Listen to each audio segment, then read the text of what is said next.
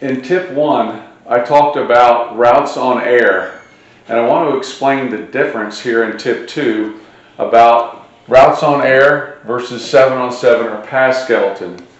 So for me, routes on air was when I was running the same route and teaching the quarterback and the receivers to time up their footwork. So we would run slants all the way across, and then we'd run hitches, out, whips, seams, so on. And we do that with the, as I called it, the shows routes, and we do that with the long routes. Okay? So that's what routes on air is for me. Meaning I'm going to take each route and time up that route with the quarterback's footwork and the receiver's footwork so that that route can be thrown on time and in rhythm.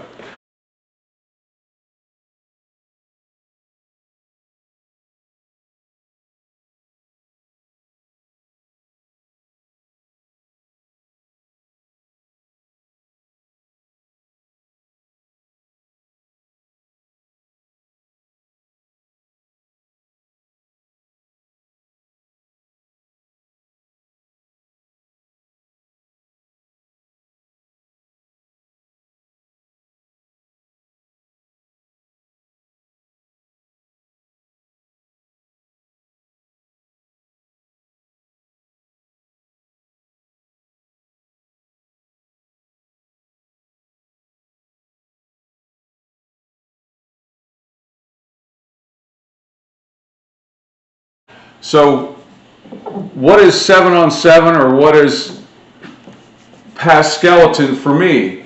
So I don't believe in just running a pass route or a pass concept on air. I think it's totally different for the quarterback and for the receivers in terms of teaching the receivers to either avoid defenders or run a route stem versus a defender. And also it's different for the quarterback in terms of seeing defenders and throwing routes and throwing receivers open.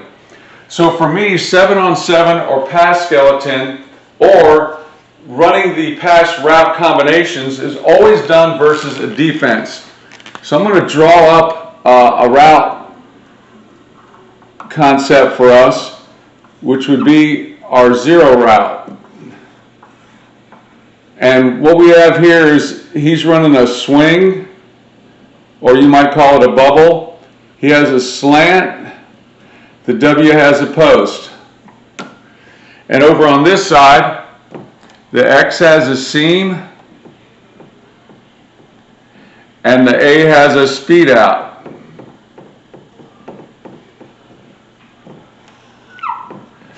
So if I just ran that on air, the quarterback would take his 3-step drop, and he could throw any one of those routes, and we could time that up. But I really have already timed that up on air by doing routes on air. So what I want to do now is I want the quarterback and the receiver to be able to train like it's a game. So I never do that without putting defenders in here. And I'll draw this up as 3 deep. So I always want the quarterback,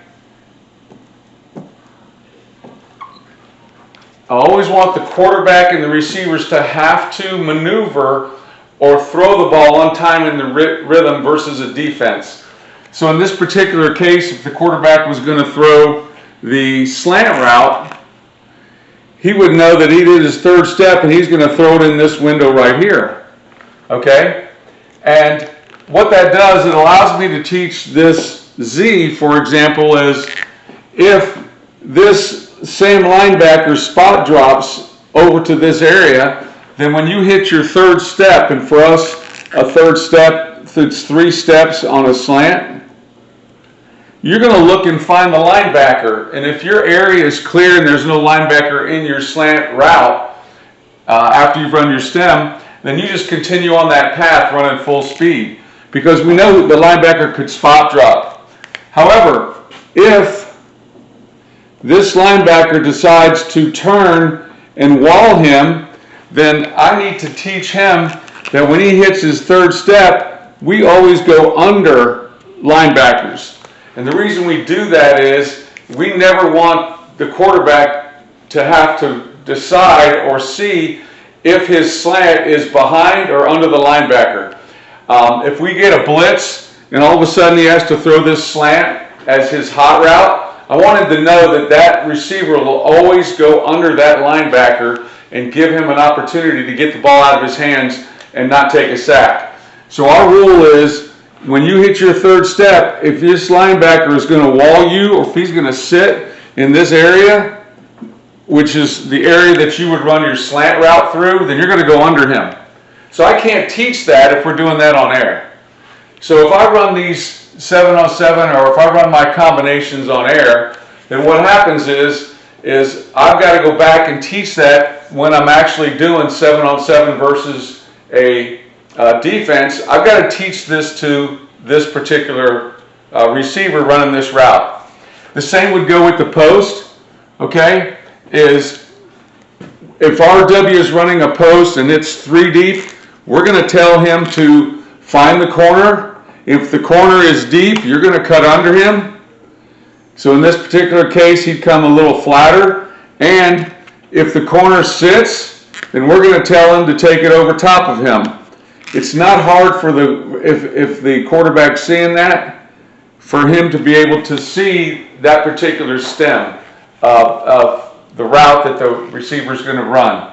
But once again, we can't do any of this. We can't coordinate this particular route based on what the defense is going to do. If we were over here on the 2 receiver side and we had a 2 deep type of coverage and the safety was over here, we've got to coordinate and let the quarterback see the depth of this corner and how far he's going to carry this seam route, so that he knows to either throw the speed out or throw the seam. But I can't do that on air. So instead of having 2 teaching periods, that is a teaching period where we just run all this on air and we try to coordinate that, and then have to go back and teach it when the defenders are there and the defense comes over in a different period, I've just eliminated that. And my routes on air, once again, is throwing receivers only in what I call the shows routes, which is the short circuit. And then, as you've seen in video 1, the long routes, which is post, corner, comeback, dig, and fade. I get all that timed up. Then, when I run my 7-on-7 or pass skeleton, that's the defense comes over. And we do that, and we coordinate the quarterback seeing the defenders and the receivers seeing the defenders and being able to maneuver between and around defenders. I've just found in doing that this way that I get much better production, and the quarterback and the receivers get a lot of reps versus the defense and being able to make those adjustments.